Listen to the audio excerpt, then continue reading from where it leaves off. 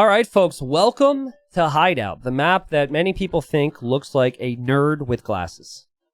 Kind of does, too, now that I look at it. Anyways, focusing less on the minimap and more on the actual game, we've got two players around 1,300 elo here, so they've got some skills. 1,300, difficult to get to. They're just below it right now. Maybe they'll be hitting 1,300 for the first time if they win here. And in the red, we've got Saturn 5. Saturn 5 playing as the Slavs. And then in the blue, we have I'm Perez 22. Slavs for red, the Koreans for blue. And actually, I feel like both of these civilizations are good civilizations for a map like Hideout. But I wouldn't consider either of them, like, necessarily great if I was looking at the pro level. But that's great, right? Because, like, 1,300 rank, solid enough. They know how to play the game, but there's going to be some flaws in how they play. Slavs and Koreans, really, really strong late game civs. But, you know, again, you wouldn't normally see this if this was a pro match, right? So, the Slavs is their economy. Crazy farms, they're recently buffed. Their infantry, their siege, their unique unit, the Boyar, which just looks menacing and cool at the top. That's the main thing. So, I guess, like, on a map like this with walls, what Saturn would want is Saturn would probably want to play a little bit more defensive. Koreans also have a really good late game, arguably the better late game with crazy towers and bombard cannons and their own siege. But I also think they have some cool ways to be defensive if they need to with the free guard tower upgrade, or be offensive if they were to go for like towers or war wagons maybe. So I feel like when I see Koreans on Hideout, I see aggression. When I see Slavs, I see defense. I could be super wrong on all this, but that's just kind of my guess right now. But, like, look, blue is already scouted where red is. So it wouldn't surprise me if blue is thinking tower rush here and maybe wants to make towers in this area. Shelobs, what's up? Says, hi, T90, are you doing well? I'm doing great. It's been a good day. Support's been awesome. It's been fun. I hope people have been having a nice day as well. Okay, so I said I wanted to tell a story, and I don't know if I ever told this in any of my streams or videos before, so story time. All right, guys? A little unrelated to Slavs versus Koreans and also Hideout, so apologies. It's just we have nothing else to talk about in the meanwhile, so I will tell a story. So, so this takes us back, like, what, 4 years ago. So, I'd been dating my now fiance for about, like, a year at this point, okay?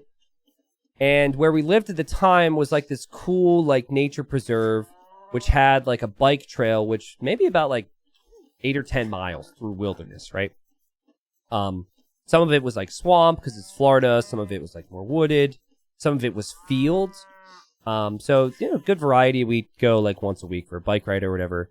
We get some get like a sandwich, get like a drink or two, get some water, and we'd just bike ride for the afternoon, right? And so, as we get there, we park our car and whatnot, and we're on our bikes, and we're then driving, or riding our bikes, on like the little side road that takes you to the bike trail, right?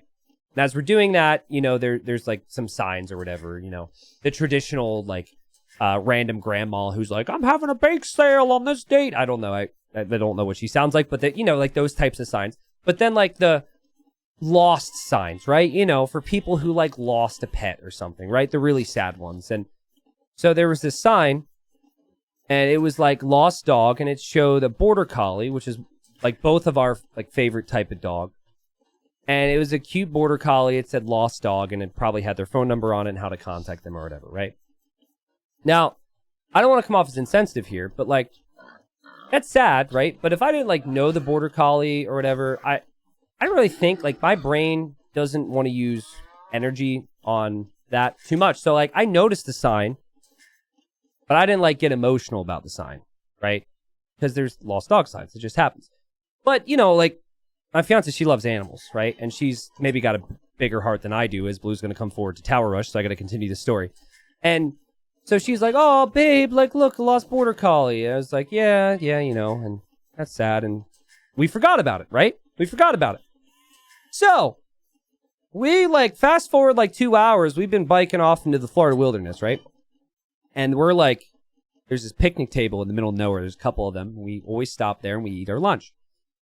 And there's like this maintenance trail. So like people, they take their ATVs, I guess, to go through. You're not supposed to go on it. So there's like this opening through the field that goes way out, right? Right next to us. And my fiance goes, babe, the dog. And she starts jogging. So she has what I call animal eyes. So it's like, if she thinks an animal's in danger, she's like, I'm going to save this thing. And so she had the animal eyes. And she goes, the dog. And so she starts walking and then jogging into this field opening. Way out there, you see this dog. Only, as I'm walking behind her, like, oh my goodness, this is crazy. And here comes the tower rush from Blue. Blue, please make this look awesome. Thank you. I realized that, like, the ferns in this opening were up to my chest. And as I'm looking down, way out there at this dog, I realized that, like, the back of the dog, when it's on its fours, is about the height of the ferns. And then I realized she is sprinting towards a bear. And I'm like, stop! And she's like, dog! Just running after the dog, not use. She's got animal eyes, right? And then I don't normally get very angry or upset. And I start freaking out. I'm like, stop it! And so I get her to stop, and she comes back because she realizes, right? And then, guys, as we're like off the trail, we're looking down, and here comes Blue, and Red's microing, and Red's gonna be under trouble, and Red is like, Red's villager. This villager is gonna be what she would have been like if she wouldn't have realized. Okay, never mind. But anyways, to finish the story, as Blue now loses everything to the TC, real quick, okay? 2 smaller dogs walked out from beyond the dog right as we're leaving that area. Like, it was pretty far out, but if she would have continued and I wouldn't have noticed, she would have ran up to a mother black bear and 2 cubs. Yeah. So anyways, Blue, shame on you for being aggressive here, because I had this whole story I wanted to tell, and I was a little bit rushed here, but nice rush so far, well played. Anyways, we made it all out, all well and good, and this is what I say about Hideout, right? It's like, some players like to play defensive, and other players like to play more aggressive, and it's been a good push from Blue so far. Now, Blue did lose the Scout and did lose the Militia, but, has 2 more Man-at-Arms with this. Could potentially build more towers soon. And Red's got to stay cool under pressure here. And Red is going for Man-at-Arms in defense. Now, Red, are you going to run from this? This could be a problem, but watch this, guys. This will get fun here. Blue thinks, I am a god at this game. I cannot be stopped. And that may actually prove to be the case here. Let's see. Red's got a lot of man-at-arms in those barracks. Red lost the villager. Now, these are Red's walls. So, Red, if you ever attack here, I would say you delete the walls. And Blue has more villagers now as Blue also makes the archer range. But there will be 8 man-at-arms. Now, Slavs get supplies for free. So, you're saving a lot of food on these. That's important because Red is off of berries. Red doesn't have that many farms. Oh, man, and Red hops out and is going to attack the tower here. So, the tower fire is really going to help out. So, I don't say this is necessarily ideal. I think Red could have a tough time, but let's see. Blue's going to hop into this tower. This tower is going to focus down these men-at-arms. This is a big investment to take out towers here, Red. And a lot of units are going down. Yikes. And behind this, Blue's eco is completely untouched. Right? It's completely fine. Blue's in an amazing position. Now, I'm going to give you a tip here. You bring 5 villagers there to Red, and this whole thing goes differently. Because villagers do more damage against towers than man-at-arms do, because of bonus damage. I don't actually know the difference in damage. I just know based on feel, villagers actually wreck towers. It's a very weird thing. You would think that a villager who's shirtless wouldn't do much damage compared to an armored dude with a sword, but that's just how the game works. And so I think if the army's there, but there's also villagers, this goes a lot better for you, Red. Things to think about in the future. Because, like, you have to clear those towers. It is so important that you clear the towers for this to work. And tower stays up. 17 HP. I would say maybe repair that one, Blue. Red's not done. Again, you just boop that down. That's still so easy to take out. Red gonna actually click up to the castle age here.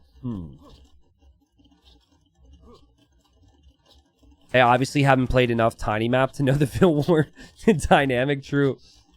Honestly, like, I think Red has played this really well under all this pressure. Red could still be fine. Red's gonna be on the way to Castle Age. Has wood protected, has gold protected. This tower protects this area. Blue's got this long line of towers, but Blue isn't in the Castle Age yet. Isn't in the Castle Age next. Villagers get +6 versus stone defense and +3 versus buildings. So does that mean they get +9 versus towers then? Or is it just one or the other?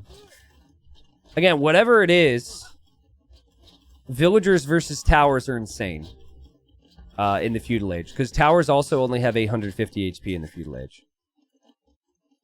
So, you know, on the back of every good tower rush, every good all-in play, every good high aggression move, there is a market waiting. Okay?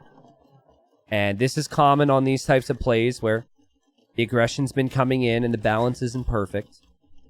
Red hasn't really had to use the market that much. Used it a little bit, actually, but still.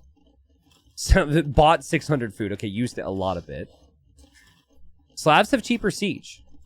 So if Red is able to get some siege out to take these towers down before they're upgraded in the next stage, it could be really good. I like what Blue's done here, putting the archers inside the tower to shoot down this tower, though. And there's now the market from Blue, so Blue can click up to the next stage. I think, like, priority number 1 is keep your towers up. Everything else is secondary. If these 4 towers stand forever, it's going to be an amazing position for you if you're Blue. Because you get the guard tower and upgrade in the next stage. Double siege workshop from Red. As Red's thinking, I need to somehow push this back quickly here. Double siege workshop, dang. Also, Scout's still out there from Red, still auto-scouting. Shout out to him, that's why Red's score is actually so high.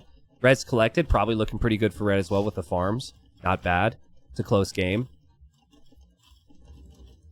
Scorpion, and then a ram from Red. Okay, so it's going to be ram, scorpion. I mean, it's not bad against archers. What I remember a lot of mid-elo players doing back when I was mid-elo many years ago is they love a forward castle on the back of this. What is this going to be, a boop? This feels like a wasted trip to ram down a tower on 17 HP. Okay. Job done. All right, 1 down, 3 to go. Blue is definitely going to drop that castle here.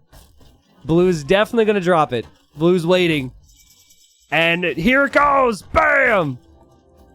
Okay, what do you do, Red? What do you do? I think you could actually ram down the castle, maybe? And use the scorpions for the vills? Thing is, Blue doesn't have anything to kill the rams. And more rams are on the way. Double siege workshop's pretty smart. I don't know about this. Now, when the castle's up, that can take out the scorpions, and then the villagers could take out the rams, but that castle is going to be on fire when it completes, Blue. And the archers are out. Blue's in a panic.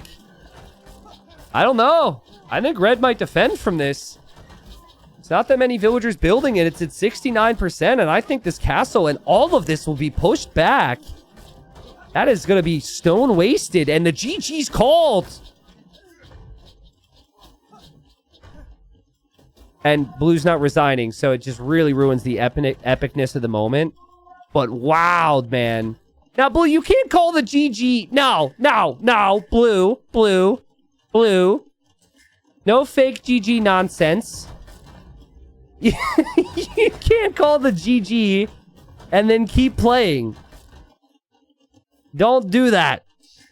That's not cool, but that's exactly what he's doing. I think, okay, I'm going to just give Blue the benefit of the doubt that he got frustrated. I guess, you know, in my mind, when this has happened with me before, I'd be like, hey, actually, can I keep playing? They'll be like, sure. Some people are like, screw that, T9. It's just a game. It's not a big deal. But Blue said GG, which normally indicates you're going to resign and is going to continue to fight. And it's going to stonewall and do everything that Blue could have tried without the GG. I'm wondering if Red will respond to this. Now, Red is still playing, and Red has probably picked up on the fact that the opponent has not stopped either. And we continue on as if that hasn't happened. We've now got second TC here from Red. And that scout's still moving around. But yeah, we're playing, people. We're playing. I think Blue got frustrated, but then realized, it's actually not that big a deal. Or maybe right in that moment, Perez's mom was like, son, I thought you said you were going to do the laundry. And he was like, oh, crap. Okay, we'll keep playing. I think that, not speaking from experience of my past, that could have maybe been part of it. We're going to have walls here from Red, just so Blue can't pass by with those archers. And yeah, now it's a boom game. And it's a boom game, and it will go quite late, I imagine. Especially because Blue's doing the right things to wall this up. So, like, here's my thinking, just as small tips for Blue, right? You got to have your own siege before you drop that castle, I think. Red played it really well, but you got to have your own siege. Just to play it a bit safe, right? Everything else is actually perfect. Outposting the sides, stonewalling. Yeah, maybe a few more villagers forward as well could always be smart. You know, Red seems a little scared for a player who just cleared up all of that, right? Saturn, like, you just killed the opponent's base. And Saturn is spooked. Saturn doesn't want to move out. Obviously, it is dark and awkward and scary for the players. As Red deletes some of these back walls, but seriously, this game will go late. I wonder for my live audience now, because I think people feel very strongly about this topic, so I'm just going to poll the audience here. Who are you rooting for now?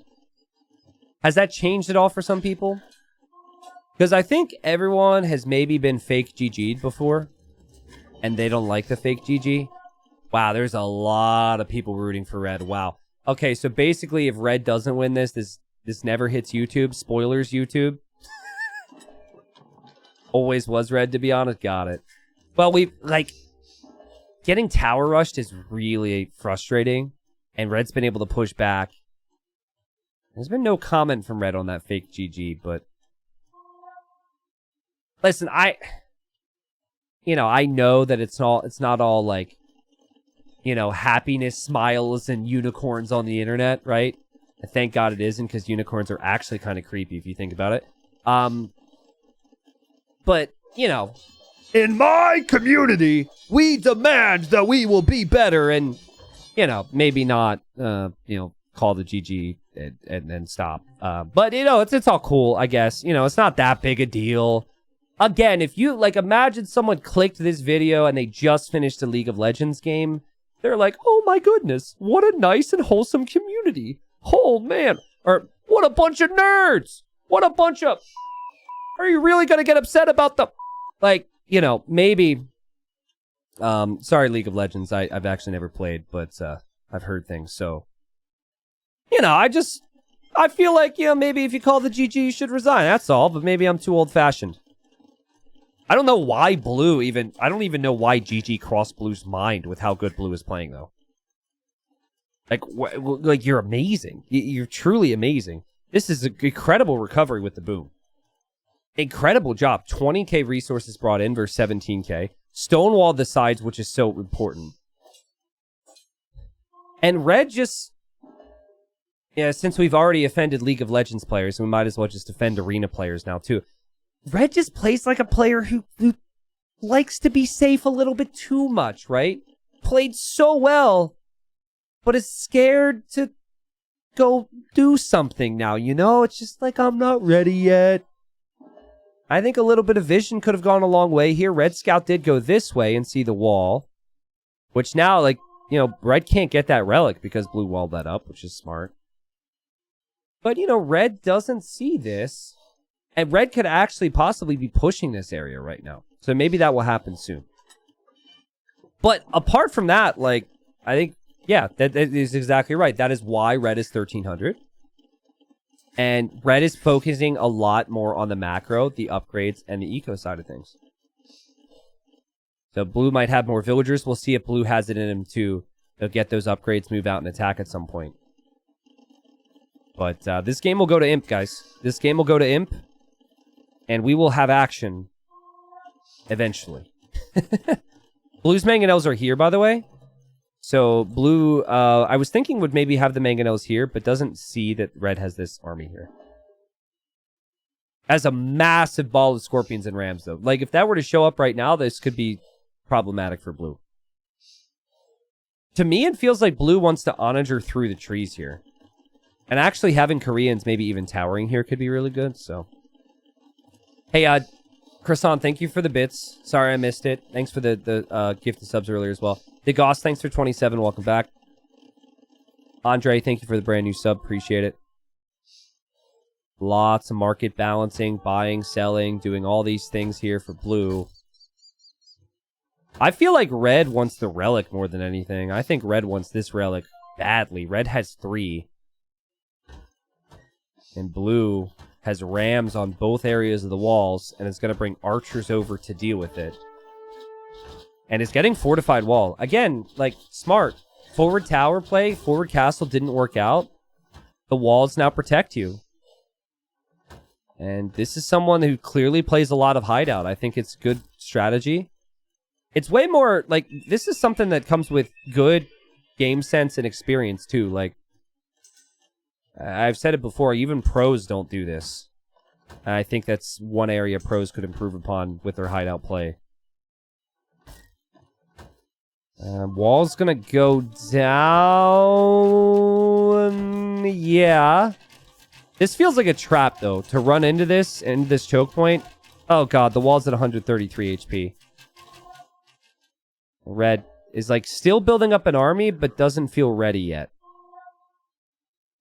Is going to stonewall behind this, which I really like those, because the enemy could always make a gate and run through. And Blue's going to add more walls. And Blue is imping. And Red is making knights against a player who's fully walled. If this was open, it'd be amazing. So we'll see if Red can open it up. I think when you're, like, watching this game, or, like, thinking about things, game theory-wise, blah, blah, blah, blah, blah. Super easy to break it down, but so much, even if you have the game sense when you're watching, when you're in the game, it's hard to analyze it in the same way. So here's a classic case, right? Like, Red is making knights instead of going Imperial Age. Red might not break through, and then the knights could be seen as a waste. Red is literally just, like, making a ton of stuff and not really thinking about it with great depth. Okay. I mean, seriously, a big deal, though. Because, like, these crossbows need to be attacked by these scorpions and knights, or Red's in trouble. And this piece of wall still standing. Red is so close! Go, go, go, go, go, go, go, go, go, go, go, go! Get it, get it, get it, get it, get it, get it, get it, get it, get it, get it, get it, get it, please! Nope. And now Blue just walks right through. Blue, Blue, Blue, Blue. Careful. Blue, Blue, Blue! Ah! What is happening? Oh, right into the scorpions! And Red's like, and stay out! Get back on your side of the wall! Get away! Sorry, my neighbors might have heard me there. That was loud. And now Red's going to continue to attack the walls. But it's the new pieces of wall, Red. Take this piece. I promise you can do it. Okay. All right. Arbalest is in. Now, Arbalest can kill scorpions. Once Bracer and Arbalest is in. So all the scorpions will start to disappear. Blue does have some mangonels as well. But Blue wants to do this on hard mode to impress everybody who's watching right now. So I hope everyone's impressed. Red probably still not going to break through. Red does still have the knights. Is going to drop a castle behind this, which could stop that army from moving through, but that castle needs to happen fast. Red's got 50 on food. And with Slavs and with crazy upgrades. So, like, this castle needs to go up. And red will be fine. Because there's no siege or anything. Oh, actually, that's not true. Blue is coming with siege. Oh, boy. Oh, man. Blue's making bombard cannons. This is a problem. A little bit more urgency here, Saturn. A little bit more urgency. Just a teensy bit more urgency would be super nice. Okay, red. It almost feels like red wants to attack this, and I think blue can sense it. Blue's worried. The knights could kill this depending on pathing and micro. And red needs the castles, so red's just going to fight it. We'll kill more Arbalest than you think because they're weak from the Scorpions. If only the Scorpions were here at the same time. But this is Imperial Age against Castle Age. So you would expect the Imperial Age player to normally take the better fight. Overall, though, the knights are knights. Nice job. Sick. That's actually an okay fight. Especially considering you need to get this castle up and everything. Blue, please don't kill your own units here. I think it just happened. Because of the Korean minimum range. Okay, red now runs away. There's nothing blue could really do about that. I could just see it happening. Let's see. 60 kills. 60 kills. 59 death. Yep, killed one unit. Heavy Scorpion would be a sick tech if the Bombard Cannons don't have anything to say about that. And Hussar now on the way for red, who's going to build up more stables. So wants to spam Hussars and Scorpions. Heavy Scorpion also, the upgrade, only costs wood and food. But you have to keep the Scorpions protected because Bombard Cannons can splat them. The composition's not bad based on the resources we're seeing here. The problem is time for red. But red's going to keep blue distracted with the Hussars. And blue's going to have perfect micro. There is not a single 1300 elo player out there that has perfect micro. Sorry to disappoint. And that goes both ways, of course, as the Scorpions are getting some shots, but still feels like they need to be pulled back right now. Again, reminder, this game's not easy. Hard to play. Always something you could, should, want to do. So many options that are tempting. Right now, though, Blue's Death Ball is working well. Blue's also starting to mix in Pikes. And just feels like because Blue's been faster to imp in these options, it's become tough for red to find the moments. Like the last couple engagements red has taken because red felt the need to take a fight. Not that it was actually the best time to maybe take a fight. Imp armor would be so big. The Bombard Cannon's getting hit by the Hussars. The Scorpions hitting the Arbalest. Not a bad engagement for red. And blue, I think, really scared of these Scorpions, and they've gotten good value here from red. Most of the Bombard Cannon's out of the picture. And the Arbalest number's pretty weak as well. And if it's going to be primarily pikemen from blue, the Scorpions will deal with that. And the cheap Slav Siege holding on. The consistency of the Hussar spam too. Remember, blue fake GG'd earlier. Blue called the GG and then kept playing. And what a back and forth game this has turned into. Now you've got towers from blue. Red's going to be trebbing them down on the wood line. These Scorpions did a pretty good job. 23 kills. Now red needs blacksmith upgrades. But apart from that, has the spam. A few more villagers on gold would be nice. But like the Scorpions are the MVP of the game right now. These Scorpions are shredding. Oh, these Arbalests are getting grouped up on too. I think blue might be a little bit distracted with the rally points. You know, rally points when the barracks are set here. Arbalest still kind of running into it. This is actually the same thing I saw in the 1100 elo game earlier, where it is so hard for people to control archers. It's just like you take one bad fight with an archer group and they're splat, right? Whereas with Cav, especially Hussar, it only costs food. You just spam them, baby. And Scorpions have worked out perfectly here. Remember, 3 relics for red. Blue didn't get any of them. And Saturn is you know what red is saying right now to himself? He's trying to be respectful, so he doesn't want to say it, but he's thinking, say GG again. Say it again. I want to see you say it a second time. That's what Red's probably thinking. Or Red's not thinking about that again. That could just be, you know, me, the caster, but... armor upgrade coming in, which was a big one missing on the Hussars. Could mean attack upgrades coming as well, and... let's see if Blue has some more fight here. Still plenty of resources to work with if you're Blue. This is where I think if you have the food floating and you already have the siege workshops, you really, and Red's doing it, you really want to go Siege Ram, because Siege Ram would have cleared up these barracks already. When you have the lead, you should always be thinking, how can I get further ahead? So that's usually going to be upgrades and siege to push positions. Now, this castle looks smart, but I actually am not a fan of these types of castles, because player in Blue's position could see that and simply just treb it down from in here, and there's nothing Red can do about it. Blue is obviously very distracted, though. So I don't think that's going to happen. Look at the amount of stables Red has, too. Really well played. All queued up. We now have Druzina coming in, so the infantry will have some splash damage. That said, there's no armor on the infantry, so they will be pretty poor against the Arbalest. Almost 200 pop for Red. Both players playing very good. Blue is now making a castle underneath Red's Treb. Did not know Red had a Treb there. So that could be a problem. And remember, Slav castles are a bit cheaper as well, with the, or at least cheaper on the stone cost, with the other unique tech that was already researched by Red. Nice bombard cannon snipe there from him. But yeah, Red should be able to make more castles than Blue in the long run, is my point. This Treb is going after the lumber camp. What? Okay, now we'll go after the castle? Yeah, now it goes after the castle. Now, these walls were stressful to watch Red deal with earlier. Red's not a big fan of choke points, but maybe Red likes the choke points because of the Scorpions now. And it just really feels like it, you know, the Scorpions find enough value, and now there's Rams in here as well, and it is really tricky for Blue to keep it all going. Remember, Blue had a really nice forward position on Red. Red eventually broke the position. Blue called the GG. Red responded, and we were still in a game here in the Imperial Age.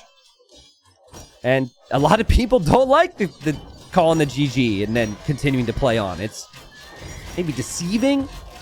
I don't know. Anyways, I really like Red's position. Though the population's similar, Red will take out Blue's castle. Blue won't have any more castles, and Blue is running low on gold with no relics in the bank. Finally, Siege Ram on the way.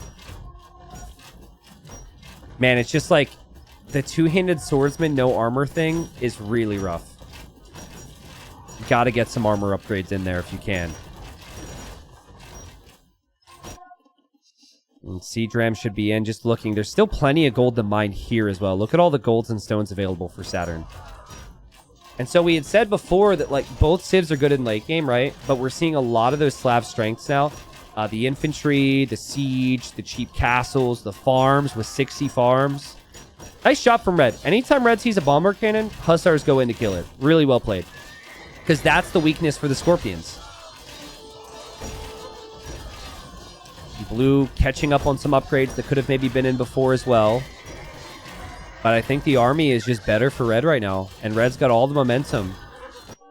We do have a monastery for Blue, so Blue will think about getting the relic, but it feels like maybe too little too late, especially if your opponent's still mining more golds. What a great game. This is great. Great fight from both. The initial strat was great. The defense from Red was great.